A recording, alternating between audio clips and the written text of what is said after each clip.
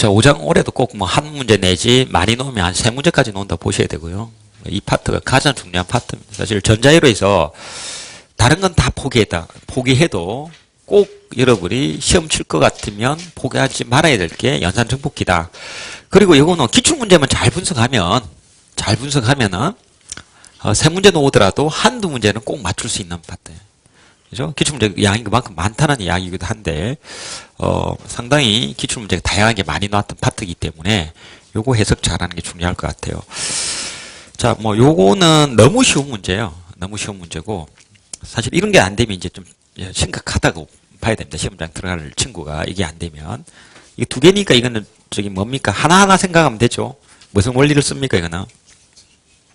예, 중첩의 원리. 사실 OPM프를 처음 구경하는 친구가 있어요. 이 학원 와가지고. 근데 이제 이런 것들은 뭐 기본반 수업이나 내 수업을 들으면 누구나 다 맞추는 수업이에요, 사실. 그래서 두려움을 가질 이유가 전혀 없는 파트예요. 이를테면 이건 접지예요, 그죠? 이게 접지. 중첩이란 게 전원이 두 개가 들어올 때 V원만 생각하고 푼다는 이야기야. 풀면 이때 V0가 아니고 이 두 가지로 나눠야 됩니다. 이 V원만 들어올 때를 뭐 V1이라 그러고 요거만 들어올 때를 V2 다시라 이렇게 표현을 했을 때 요거 구하고 요거 구한 걸 합하면 답이 된다는 거죠. 그래서 이걸 생각하지 말고 요거만 들어올 때 보는 거지. 그럼 신호가 어디에 들어옵니까? 마이너스에 들어오고 있단 말이야. 그럼 이거는 뭐지? 반전이야. 마이너스 그대로 적어주면 돼요. 적어주고 뭐 분의 뭐? 입력 저항분의 요 피드백 저항이죠. 사실 이거는. 피드백 저항이야. 이 입력과 출력을 연결해 두었죠. 이렇게. 그래서 이걸 피드백 저항이 분차에 갑니다. 이렇게. 그래서 이게 V1 이렇게 됩니다. 이게 지금 들어도 돼. 이건 OPM프는. 내가 영문학과 다니신 분도 요런 설명에 OPM프를 다 맞춘 적이 있어요. 요 시험 말고 다른 시험인데 영문학과 다니신 분이 OPM프 설명 듣고 관련된 문제를 다 풀었다는. 자, 그 다음에 자, 이제 또 다른 걸 하나 봐야 되겠죠. 지금 잘 들으시면 돼요. 이게 다른 걸 하나 보면은 상당히 기초적인 문제인 것 같아요. 자, 이거는 이제 반대로 얘를 생각하면 안 되겠죠. 얘를 생각하지 않는다는 게 접지하고 요만 생각하면 되겠죠. 그때 값을 요거로 가정을 합니다. 하면은 뭐 분의 뭡니까? 마이너스죠. 얘도 어디로 갑니까? 마이너스로 연결되어 있기 때문에 마이너스 붙여야 되고 뭐 분의 뭐? 입력분의 요 출력 피드백 저항, 입력 저항분의 피드백 저항 2분의 4다. 이게 V2죠. 따라서 이거는 마이너스 4 V1. 자, 이거는 뭐지? 마이너스 2 V2 이렇게 됩니다. 그래서 여러분이 기본적으로 요 두 가지 합하면 뭐가 된다? V0가 된다는 걸 아는 게 중요하죠. 그래서 이 두 가지를 합하면 되는데 V1이 지금 얼마입니까? 2가 들어가야 되겠죠. 그러면 이거는 뭐가 됩니까? 마이너스 8이 될 거고 얘는 뭐가 됩니까? 마이너스 2가 되겠죠. 그래서 두 개를 합하니까 마이너스 뭐가 된다? 10이 된다는 이야기죠. 이런 거 틀리면은 뭐 이제는 시험장에 들어갈 생각을 말아야 된다. 뭐 이런 얘기. 푸는 방법이 여러 가지가 있어요. 뭐 이렇게 안 풀고 내가 대학교 때 교수님이 가르쳐준 뭐 전자로 방식을 푼다. 뭐 그렇게 푸셔도 되고 답만 맞으면 돼. 이거는. 근데 이제 이걸 뭐 여러 가지 풀이 방법이 있지만 사실 이제 중첩의 원리를 꼭 알아야 될 이유가 있어. 왜냐하면 우리가 논술이나 예전에 서술형에서 보면 뭐 시험 문제가 어떻게 노는가 하면 중첩의 원리를 이용해서 푸시오 이런 게 기출문제 놓은 적이 있어.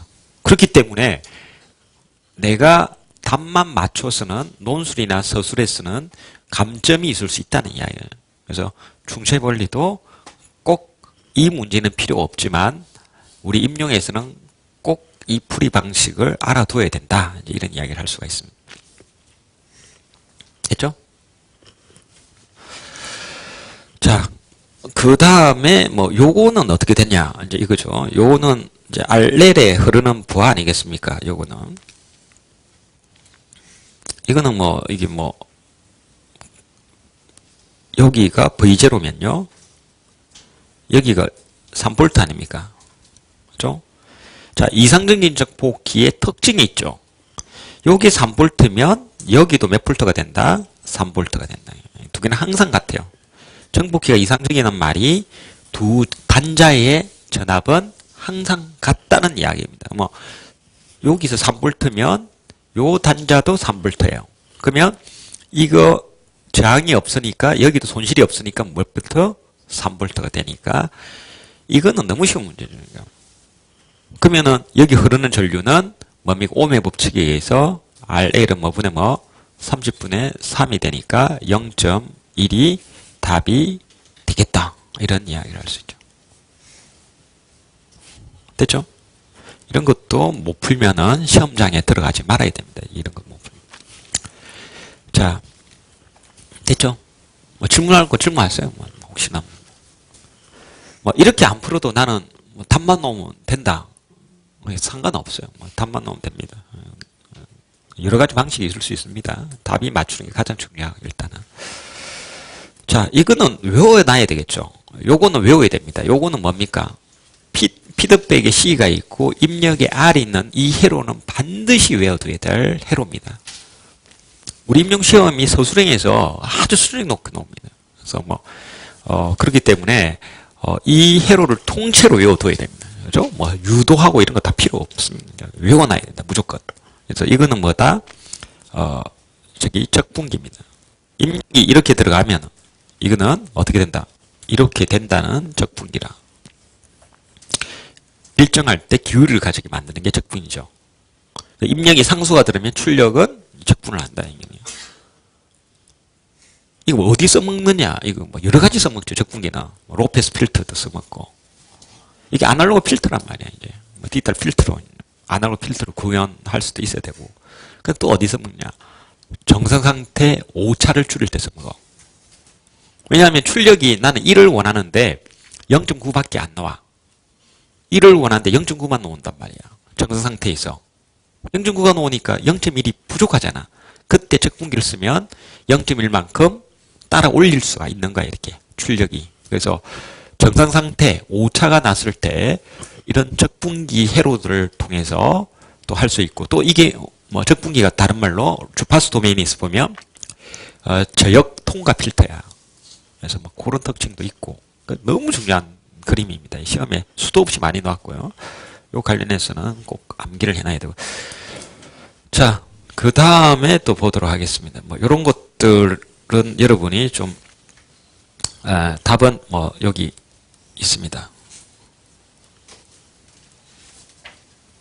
드리프트 현상은 좋지 않은 건데 아무튼 온도에 따른 드리프트 현상이 적다. 뭐 임피던스 전압이 높다. 그 다음에 출력 임피던스가 낮다.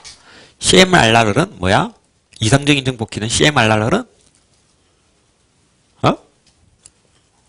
뭐 사실 이상적이면 무한대죠. 무한대. 그죠? CMRR. 이거 아주 안 좋은 거죠. 이게 이 성분은 뭔가 하면 합의 신호에 있으면 동작하면 안 되고 차의 신호에 있으면 동작한다. 뭐 어려운 말로 뭐 그런 말도 있고. 자, 그 다음에 뭐 이거는 아까 말씀드린 게 똑같은 거죠. 이게 AV를 구하니까 이거는 뭐분의 뭐다? 마이너스에 들어가고 이 회로는 외워놔야 됩니다. 이게 무슨 정복기다? 뭐 이거 딱 보는 순간에 뭐야? 반전이다. 반전 정복. 반전은 뭡니까?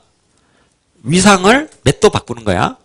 180도 바꾸는 거야. 위상을 몇 도 조절하는가 하면 180도 10부터 시키는 거야. 이동한다. 이렇게 위상을. 위상 안에는 뭐가 들어있습니까? 사실 이게 또 오메가가 있는데 이 오메가를 시타는 오메가 t 이거 모르면 시험장 들어가지 말아야 돼요. 시타는 오메가 t다. 오메가는 뭐다? 2파이 ft다. 그래서 이게 보시면 이게 움직인다는 거는 뭐가 움직인다는 거야? 주파수가 움직일 수 있다는 거예요. 주파수 제어. 그렇죠? 주파수 제어. 그러니까 반전 정복기는 주파수도 제어할 수 있다. 이런 이야기를. 그렇죠? 주파수도 제어한다. 이런 이야기.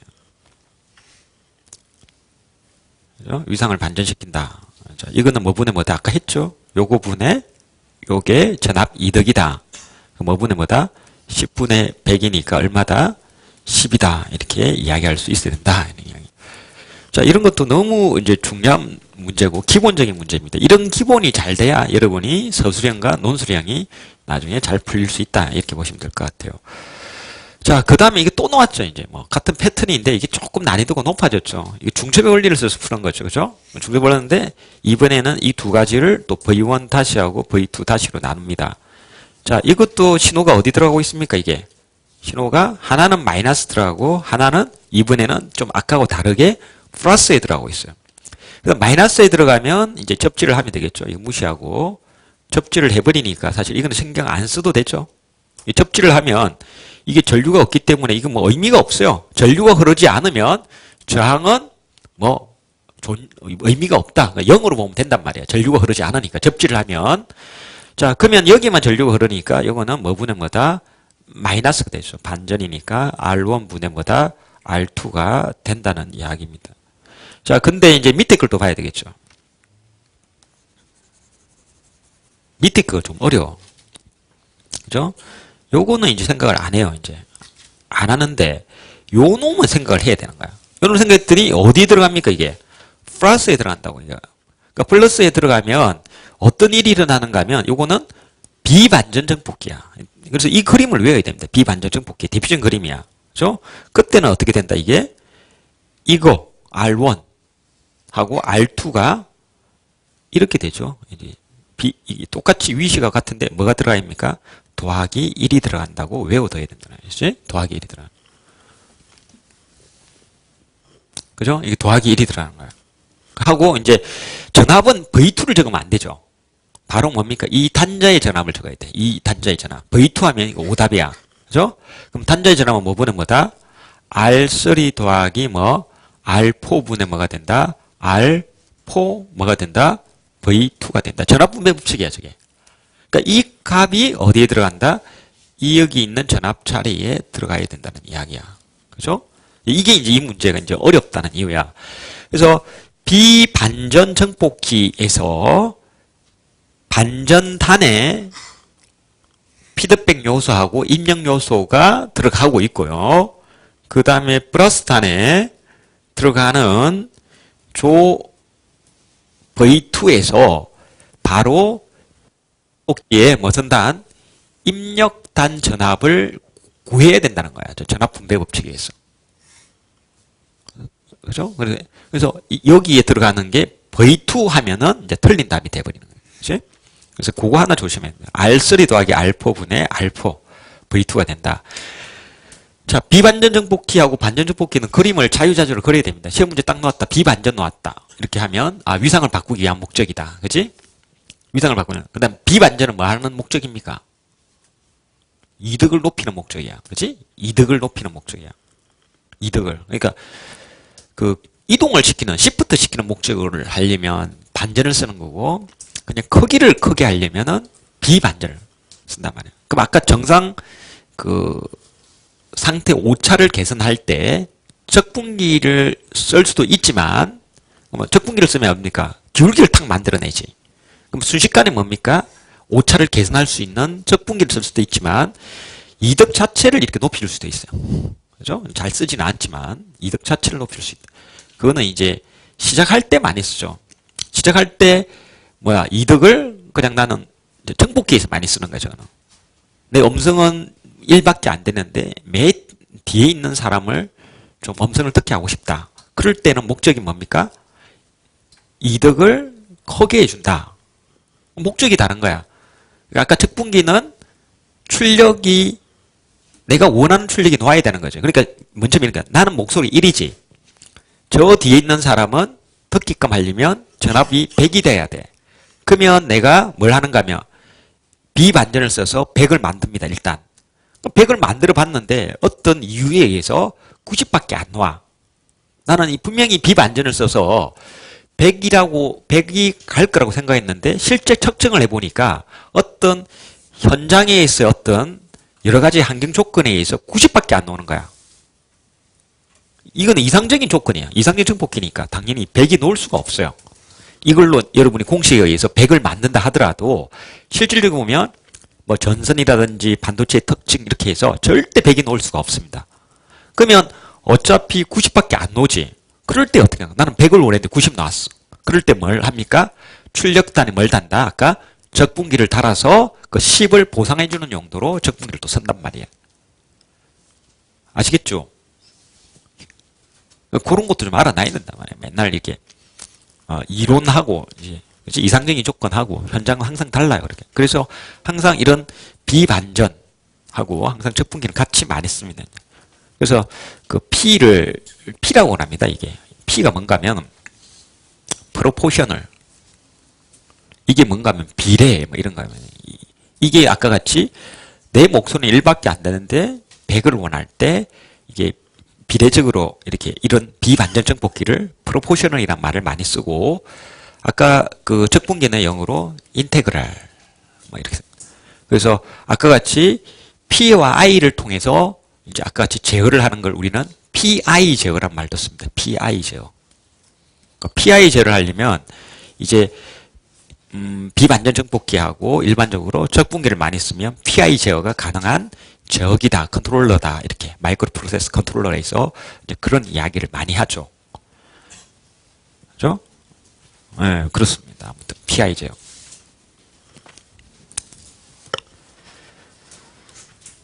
D 제어도 하나 있죠. 디퍼렌셜. 미분기도 또 있죠. 미분기. 미분기는 어떻게 됩니까? 뭐 미분기는 이렇게 됩니까? 이렇게 이게 미분기야. 이 미분한데 미분기는 언제 쓰느냐 이거지. 미분기는 언제 쓰느냐. 이거는 뭘 할 때 잡는 가도 현상을 잡을 수 있어요. 아까는 이게 뭔가 하면은 자, 스위치를 탁 투입될 때 가도 전류가 흐르게 돼 있습니다. 그게 이제 우리가 회로 이론의 가도 현상에서 공부를 했어요. 그래서 그 신호가 뭐 이런 우리가 원하는 회로가 있어요. 이렇게. 그죠? 원래는 신호가 없다가 뭐 1V인데 지금 너무 약해. 이 정복기가. 그래서 야 100V로 높여 해서 100으로 이제 이렇게 제어를 합니다. 이거는 이상적인 거예요. 이상적일 때. 근데 실제적 현장에 가보면 실무적으로는 이렇게 안 됩니다. 장비를 쓰다 보면 이게 이렇게 됩니다. 이렇게 흔들리다가 뭐 가면 좋겠지만 안 갔다가 이렇게 약간 이렇게 가는 거죠. 그래서 아까 말씀드렸듯이 100V를 원하는데 아니 이게 어떻게 된 판인가 90V밖에 안 나와요. 정상 상태가 됨에도 불구하고 이런 이 상태를 우리는 무슨 상태? 가도 상태라 그러고 요 상태를 우리가 뭐지? 정상 상태라 그래요. 됐죠? 근데 문제는 뭔가 하면은 이게 문제야. 이게 피크가 팍 튄단 말이에요. 이렇게 튈 때 뭐가 나갑니까? 반도체가 나가버릴 수가 있어요.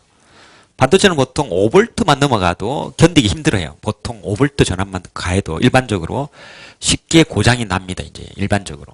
전압이 상당히 높은 가전압이나 가전류에 약합니다. 취약합니다. 그래서 쉽게 망가집니다. 이제 반도체 같은 경우는. 그래서 저런 그 부분이 발생한다 할 때 미분기를 쓰면 어떻게 됩니까? 이 기울기를 어떻게 만듭니까? 기울기를 미분기를 쓰면 뭐야? 일정하게 만들어 버리는 거죠. 그러니까 이게 뭡니까? 깎여서 올라가려다가 미분기를 쓰니까 얘가 죽어버리는 거지, 이렇게. 그래서 가도 상태일 때 미분기로 잡고 정상 상태에서 오차가 이렇게 난다. 이럴 때 뭘 잡는다고? 뭘 잡는 거야? 적분기를 잡고 아까 나는 1V인데 출력이 딸려. 그래서 이거 높이죠. 이게 얼마만큼 높였어요? 지금 100배를 높였잖아요. 그죠? 100배. 100배를 높일 때 뭘 쓴다고? 비반전 정복기잖아요. 그래서 비반전, 미분기, 적분기 이렇게 세 개를 쓰면 우리가 일반적으로 PID 제어다 이런 이야기를 하죠. 요즘 현장에서는 다 PID 제어기를 씁니다. PID 제어기. 이제 PID 제어기. 이제 튜닝을 해야죠. 아날로그 소자기 때문에 이제 튜닝을 해야 돼. 튜닝. 왜냐하면 이제 이 값이 너무 빨리 깎여도 안 되고 이렇게 너무 높이도 안 되니까 이거는 이제 소위 이제 연구실에서는 이제 닥질. 이제 석사급들이 이제 닥질을 이제 많이 하는 게 아날로그 소자의 특징이에요. 그러니까 디지털 제어는 수직적으로 이렇게 우리가 예측을 다 할 수 있지만 아날로그는 정밀도가 이렇게 약간은 이제 손발이 고생을 해야 됩니다. 지금 시대는 그래서 아날로그 제어기 시대에서 디지털 제어기 시대로 가고 있지만 여러분 실업계 친구들은 대부분 취업하는 회사가 아날로그 쪽 제어기를 다루는 회사를 대부분 취업할 거다 이렇게 예상이 됩니다.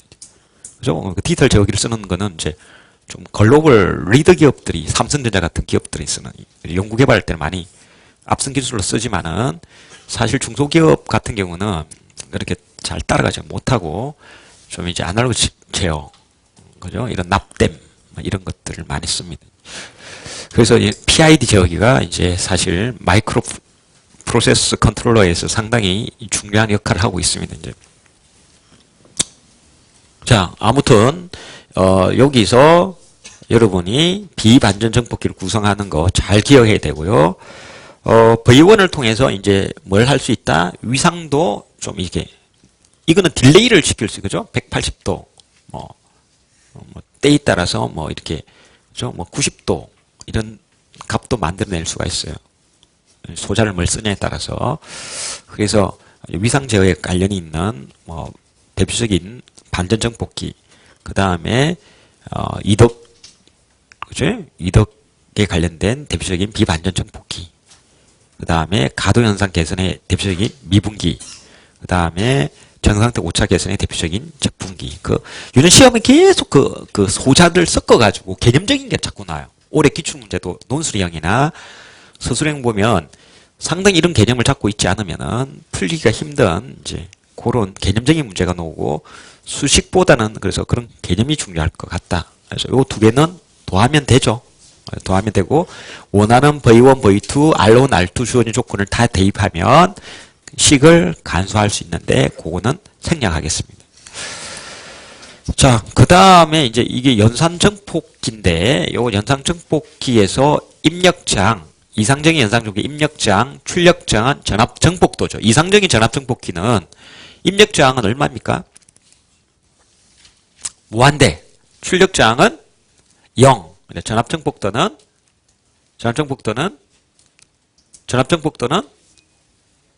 무한대입니다. 자, 뭐 그렇게 보시면 될 것 같고요. 그 다음에 요 V0를 구하라 이랬죠. V0를. 자, V0를 구하는데 자, 요거는 어떻게 풀어야 되겠습니까? 교류가 들어왔어요. 이거는. 뭐 요 전압은 여러분 쉽게 구할 수 있죠. 5V. 무슨 법칙? 그렇죠. 이게 접지니까 여기 걸리는 전압이 여기 걸리겠죠. 전압 분배. 10 더하기 10분의 10 곱하기 10. 전압 분배 법칙. 그럼 여기도 몇 볼트? 5볼트지. 자, 교류가 들어왔을 때는 이건 어떻게 풀어야 되겠습니까? 푸는 방법이 두 가지가 있어. 무슨 표현? 페이지 표현을 통해서 풀 수도 있고 아니면 바로 여기서 뭘 쓸 수 있습니까? KCL을 쓸 수도 풀 수가 있어. 그렇죠? KCL을 써서.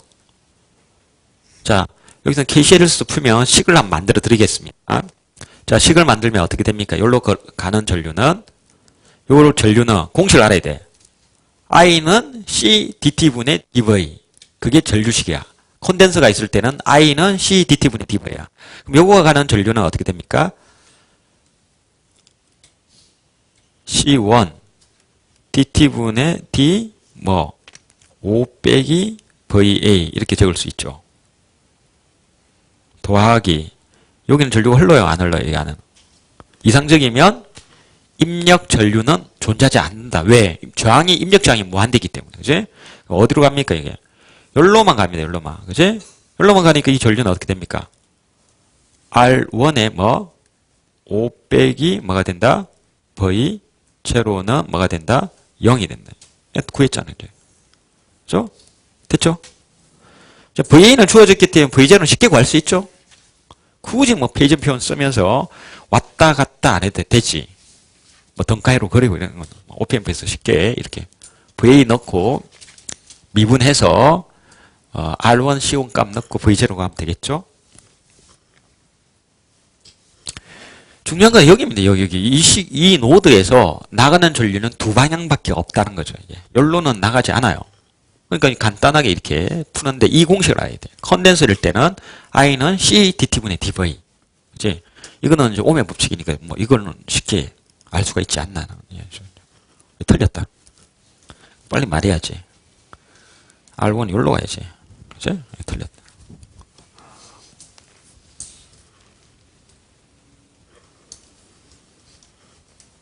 I는 R분의 V잖아. 그죠? 뭐 이런 거 빨리빨리 이야기를 해야지. R1분의 5 빼기 V0. 자, 이거 풀이하는 건 생략하겠습니다. 시간 관계에서. 이거는 집에 가서 한번 풀어보십시오. 그 이유는. 자, 그 다음 이 문제는 이제 뭐 안 풀어보겠습니다. 이제 안 풀어보겠지만 입력이 몇 개입니까? 입력이 3개인데 다 어디 들어가고 있습니까? 마이너스에 들어가고 있습니다. 그러니까 두 개를 접지하고 이거 하나 구하면 되겠죠. 그러면 뭐분의 뭐지? R 이거는 원분의 R0 하나. 근데 마이너스 기분의 반전이죠. 마이너스 R1분의 R0인데 V1이 하나 있을 거고 또 이놈에 의해서 뭡니까? 마이너스 R2분의 R0에 V2가 있을 거고 또 요놈에 의해서 뭡니까? 마이너스 R3분의 R0에 뭐가 되십니까? V3가 요 식의 답이겠죠. 이렇게 산수 쑥 넣어서 풀면 되겠죠. 요거는 거의 5초짜리 문제입니다. 5점짜리가 5초에 풀리는 문제. 이 정도 하고 넘어가겠습니다.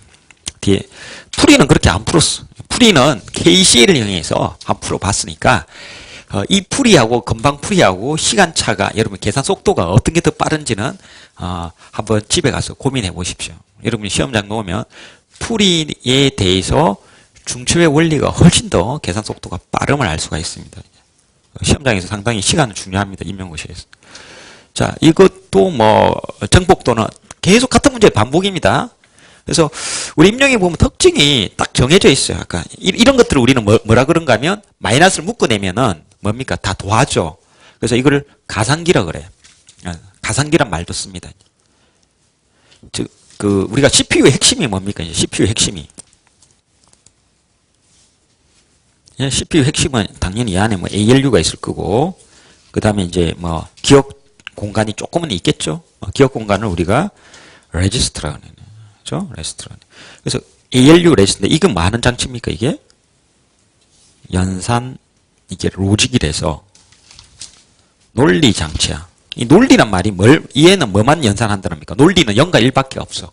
그래서 얘는 뭐만 할 수 있다는 거지. CPU는 이진수밖에 계산을 못한다는 이야기야. 10준수를 못 해내요. 10준수 계산을 못합니다. 무조건 뭡니까? 계산하려면 0과 1로 바꿔야 됩니다. 디지털로. 그래서 이름이 요거 보면 이건 에리스메틱이라 해서 연산 뜻하는 거야. 응? add하고 비슷한 말이야.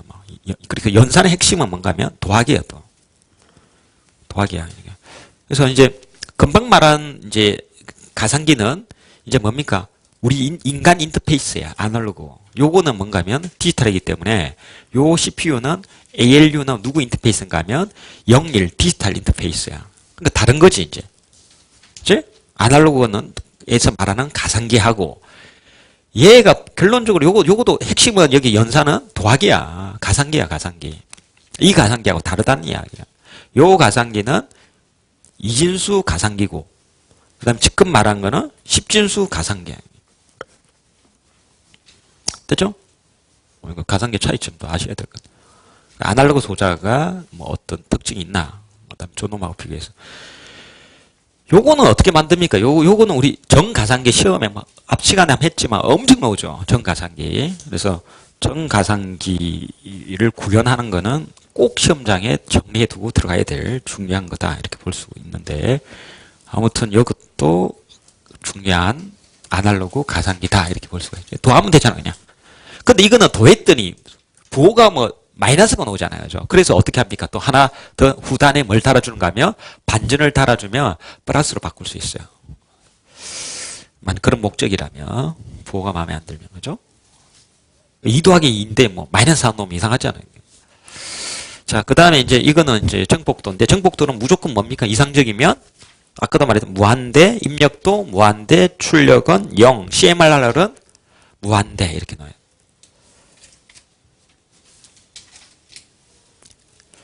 자, 그 다음에 출력 전압은 이것도 아까 똑같죠? 출력 전압. 아까 버튼 회로죠? 딱 패턴이 동해요. 그래서 이것도 두 개 들어오니까 뭡니까? 마이너스 R1분의 R2 V2 더하기 여기 걸리는 전압은 R3 더하기 R4분의 R4 V1. 자, 그거의 전압이고, 그 다음에 이거는 플러스로 들어가기 때문에 이 출력에 걸리는 거는 R1분의 R2 더하기 1. 그죠? 그렇게 해서 풀면 된다. 뒤에 풀이는 이제 중첩을 안 썼는데 KCL을 적용해서 풀었으니까 한번 금방 푼 거랑 이거랑 비교해보면 계산 속도를 알 수가 있겠죠. 요렇게 다 한번 풀어보세요. 이게. 뭐 헤로인은 약한 친구. 연습 삼아. 자, 이거 딱 보는 순간 뭡니까? 이거는 CR이네. RC가 아니고 CR이죠. 그러면 뭡니까? 이거는 미분기다. 이렇게 이야기를 할 수가 있습니다. 자,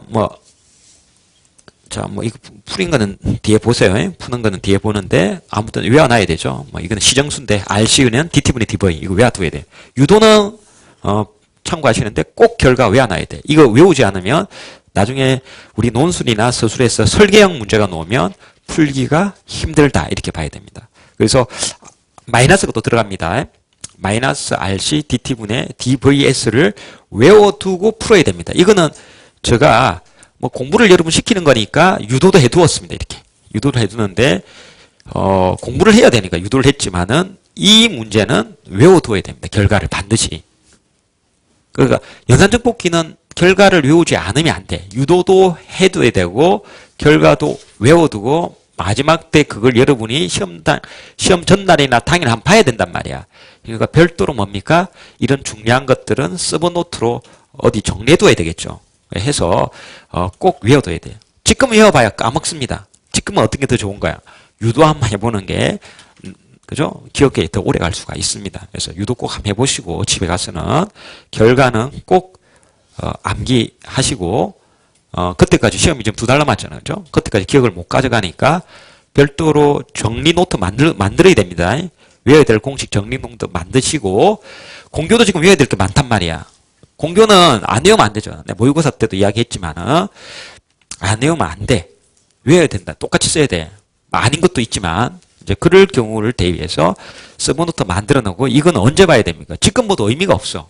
암기는 시험 전날 꼭 보거나 시험 2, 3일 전에 봐야지 기억을 해낼 수 있다는 이야기예요. 그래서 꼭 서브노트 이런 공식들 이런 유도는 필요 없잖아요. 유도는 평상시 이해하면 되니까 유도는 적을 필요 없고 이런 것만 이제 정리를 해두는 게 좋단 말이에요. 그렇죠? 그래서 여러분이 좀 이런 부분은 잘 정리해두고 자, 그 다음에 이거는 2단 정복기죠. 2단 정복기인데 뭡니까 이거? 이걸 공부한 친구는 알겠지만 이게 CR이 걸려 있고 요렇게 또 걸려 있죠. 그래서 좀 독특한 케이스인데 요걸 아는 친구는 이 두 가지를 쓰면 이거는 밴드 패스 필터야. 주파수 바라고. 대역 통과 필터인데 그걸 한번 유도를 해놨습니다. 이게 제가 이게 쭉쭉쭉 따라가는데 한번 유도는 집에 가서 한번 보시면 될 것 같습니다. 안 되시는 분은 이거는 한번 해봤습니까? 어렵습니까 이거? 이거 막히는 거 있으면 이야기해. 내가 풀어줄 테니까. 풀어주라고는 풀어주고 한번 풀어보세요 이거. 이런 걸 풀어줘야 되나? 이거 풀립니까, 이거? 풀어줘? 아니면 할 수 있습니까? 안 풀어도 될 것 같죠? 넘어가겠습니다. 자, 그 다음에 이제 여기서, 또 요 그림입니다. 그래서 요 그림은 이게 풀이가 또 있습니다. 이거 풀이를 보시면 알겠지만, 여기서 KCL을 썼습니다. 이게 KCL. KCL 하나 쓰면 되겠죠. 자, 여기 0이고, 여기 0이죠. 그래서 여기 들어가는 전류 이렇게 해도 되지만 저는 그냥 귀찮아 나가는 걸로 다 세웁니다.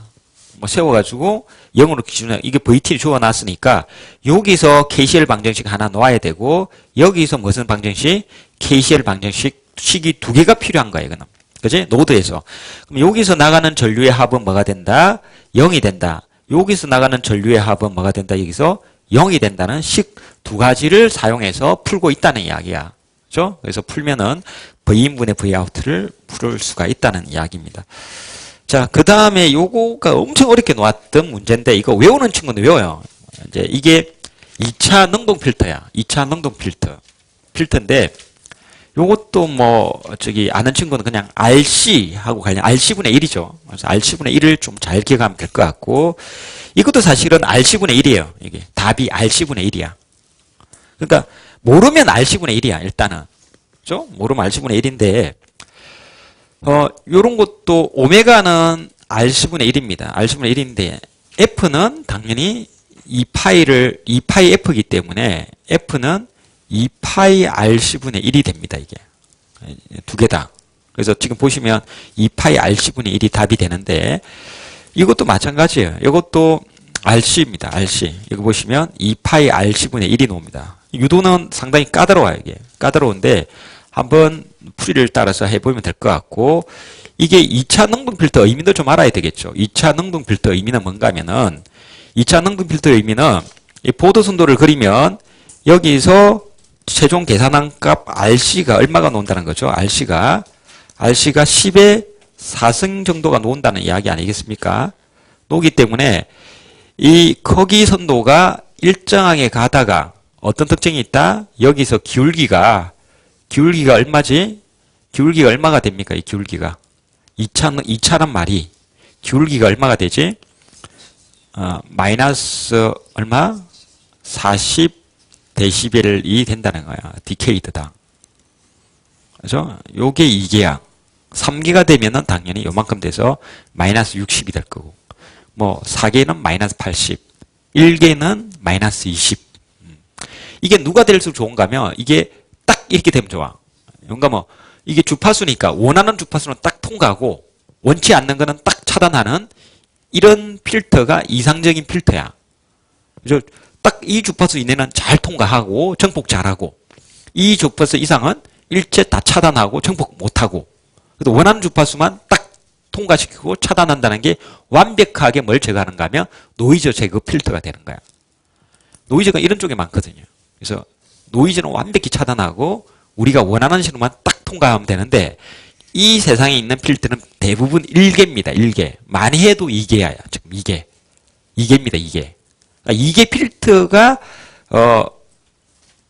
실질적으로 가장 많이 써요. 2개 필터가. 마이너스 40이야. 왜냐하면 여러분이 RLC 소자 있죠. 이게 이제 아날로그 소자인데, 이 RLC 소자로 구성할 수 있는 최대 기울기는 얼마인 줄 아십니까? 이게 얼마? 이게 2개입니다. 2개. 2개를 초과할 수가 없어요. 그래서 2개 능동 필터가 아니고 이건 2개 수동 필터야. 이게 RLC로 구성하면 수동이고 OPMP로 구성하면 뭐가 되는가 하면은 이거는 능동이라 그럽니다. 이제 영어로 액티브라 그래요. 영어로 패시브. 그래서 여러분이 RLC 소자로 구성하면 절대 방정식, 미분 방정식을 몇 차 이상 못 만들어? 2차 이상 못 만들어. 2차가 되면은 결론적으로 아까 기울기가 보도선도를 그려보면 기울기를 2 이상 못 만들어내요. 근데 이제 OPMP는 2개 이상 만들 수가 있어요. 이제 여러 다단을 접속하면 뭐 3개, 4개, 뭐 5개, 6개 만들 수 있는데 문제가 있어요. 뭐 어떤 문제가 있는가 하면 이거는 좋아지는데, 기울기는 좋아지는데 어떤 일이 일어나는가 하면 이게 튑니다. 이렇게. 이런 이 주파수, 즉 이런 주파수를 우리는 이 꺾인다 해서 컷 오프 프리퀀시 이런 말을 씁니다. 또는 3dB 프리퀀시. 우리가 1개일 때는 그런 말을 많이 쓰고, 또는 대역폭 이런 말도 씁니다. 대역폭, 밴드위드스. 자, 근데 이제 요렇게 되는 전압으로 인해서 뭐가 손상이 됩니까? 이게 이득이란 말이야. 그래서 출력이 이렇게 튄다는 이야기야. 어디서? 조점에서 튀버리면 뭐가 장치가 망가진다는 이야기죠.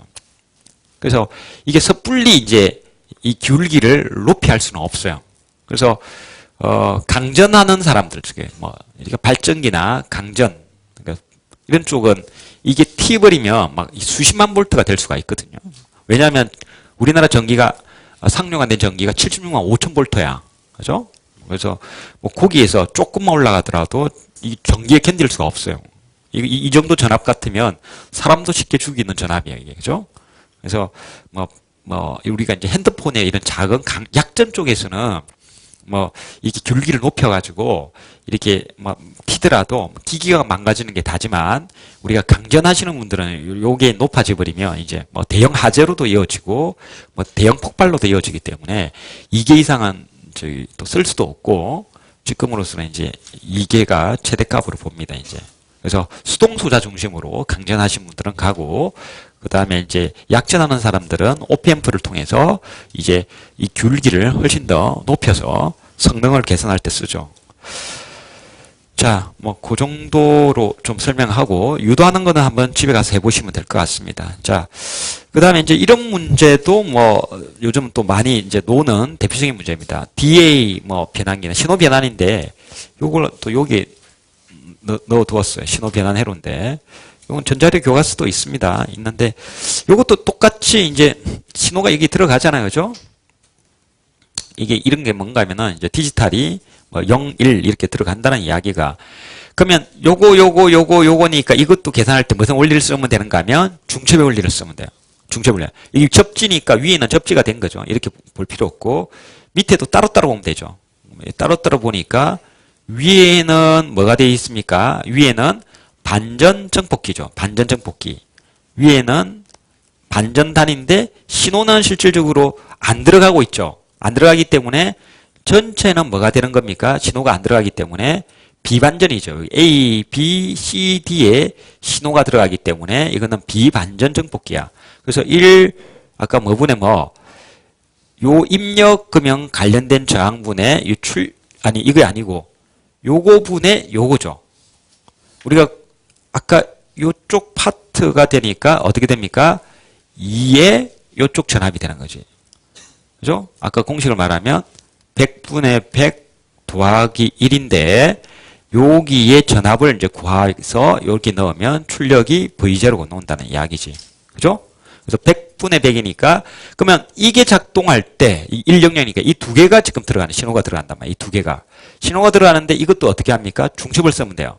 그러면 요거 하나 죽이고 B 구하고 요거 하나 죽이고 C 값이 들어갈 때 여기에서 1은 5V로 가정을 했죠. 5V. 그러면 여기에 5V 들어갈 때 요 점의 입력단의 전위를 구할 수 있고 여기 5V 들어갈 때 요 입력된 전위를 구하니까 각각 그 전위를 여기 해서 더하면 되는 겁니다. 중첩 원리를 써서.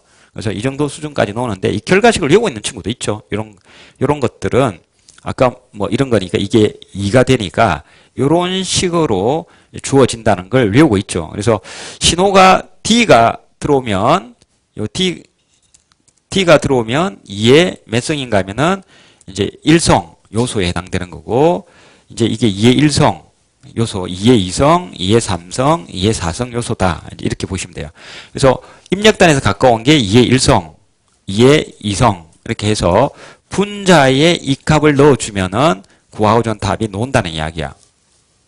이거는 이제 이거 외워놔야 됩니다. 이걸 외워둬야 됩니다. 외워둬야 되고 이게 역으로 시험 문제가 나올 수 있단 말이야. 그래서 사다리꼴 그 DA 변환기는 꼭 알아둬야 될 겁니다. 디지털 신호에 대해서 아날로그로 바꾸는 건데 여기서 이제 뭐 하나 예를 해보면 이게 왜 이게 되는가 하면 간단해요. 이게 다 접지고 D만 신호가 들어갔다 볼게요. 하나 D가 신호가 5V가 들어갔어요. 5V가 들어가면은 이 두 개는 몇 옵니까? 맨 뒤에서부터 치고 옵니다. 그러면 5K죠. 5K니까 OK는 직렬이죠 또. 10K. 10K, 10K는 100년이니까 5K. 5K, 그러니까 10K. 그 다음 이거는 5K. 이거는 10K. 그러니까 여기 마지막 단에서 보시면 이제 결론적으로 10K짜리가 하나 접지가 있고 10K짜리가 있으면서 여기에 전압이 얼마가 공급이 되는가 하면 5V가 공급되는 회로인데 여기 전압을 구하는 거 아니겠습니까? 여기 전압을 구하니까 이 전압은 여기 걸리는 전압이 되겠죠. 그렇잖아요. 여기 걸리는 전압, 이 전압이죠. 그러니까 무슨 법칙이 됩니까?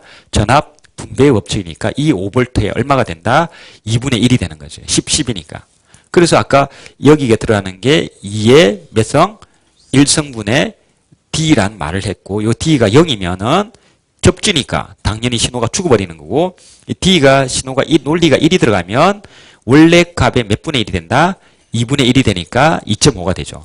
그래서 여기도 보시면 이게 만일 1이라면 여기가 2.5가 되는데 요 요소에 의해서 정폭을 또 해주는 겁니다. 정폭도를 고려해 주는 거죠. 그래서 5가 이제 되겠죠. 여기 2가 논다면. 그래서 지금 이야기한 얘는 D가 1일 때 나머지는 0일 때 그죠? 그럼 중첩이니까 C도 그렇게 해서 풀 수 있고 B, A를 다 풀 수는 있어. 있는데 이걸 풀기가 쉽지가 않아. 주어진 시간 내에. 그러니까 이제 지금처럼 하나 예를 들었지만 이게 이 들어오는 전압 5V에 여기는 반을 나눠주면 되지만 이거 나중에 따져보시면 4를 나눠줘야 되고 이건 8을 나눠줘야 되고 이거는 16을 나눠줘야 됩니다. 이 신호가 들어오게 됩니다. 그래서 그런 식으로 정리를 해둬야 될 문제이기도 합니다. 이제 자, 그 다음에 이제 이 문제인데 이거는 이제 감상기 회로라고 이제 표현을 해놨죠. 그래서 감상기 회로 문제고요. 이것도 똑같이 이제 지금 KCL 방정식을 사용해서 이제 풀어서 놨지만 실질적으로 요거는 뭐 어렵지 않게 이 요소는 여러분이 반전 요소이기 때문에 요 출력은 여러분이 쉽게 구할 수 있고 이 출력을 구하면은 요 출력 그죠? 요 출력을 아니까 요 놈 V2하고 V1에 의해서 요 놈도 쉽게 구할 수 있다. 이렇게 볼 수가 있죠. 그래서 이 풀이를 한번 참고하시면 될 것 같고요. 그 다음에 요 빈브릿지 발진 회로인데요. 빈브릿지 발진 회로는 사실은 이게 여기 있으면 되는 문제가 아니고 지금 보니까 이제 이거는 발진기 문제예요. 발진기 문제. 이게 대표적인 빈브릿지 발진기예요. 이거 외워둬야 됩니다. 우리 임용시험에서 잘 노는 발진기인데 요거는 이제 보시면 요 RC분의 1이야. 공진주파수라 해서 RC분의 1을 외워두면 될 것 같고 오메가가 RC분의 1이면 F는 이거 오타가 또 낮죠. 요거 삼성을 치워야 되겠네. 요 삼성 치우세요. 요거 삼성 오타. 삼성 오타 여기. 요 삼성. 자 해서 F0를 이렇게 구하고 발진 조건이 있죠. 발진 조건은 R1분의 R2가 요 요소가 자 어떻게 됩니까 여기서 문제 조건에서 자 이거는 저기 이보다 크다 이렇게 보시면 되겠죠. 그래서 요거 해서 문제 풀어주면 되는데 자 요거는 뭐 모르면 RC분의 1이야. 아무튼 RC분의 1을 하나 풀고 이 발진 조건을 또 구하는 거는 내 기본서에 있는데 아무튼 요거는 가장 기본적인 발전기니까 잘 정리해 두고 들어가야 될 것 같습니다. 그 다음에 이제 다이오드 뭐 관련된 건데 요거는 조금 쉬었다가 하도록 하겠습니다. 좀 쉬었다가 뒤에 문제 보도록 하겠습니다.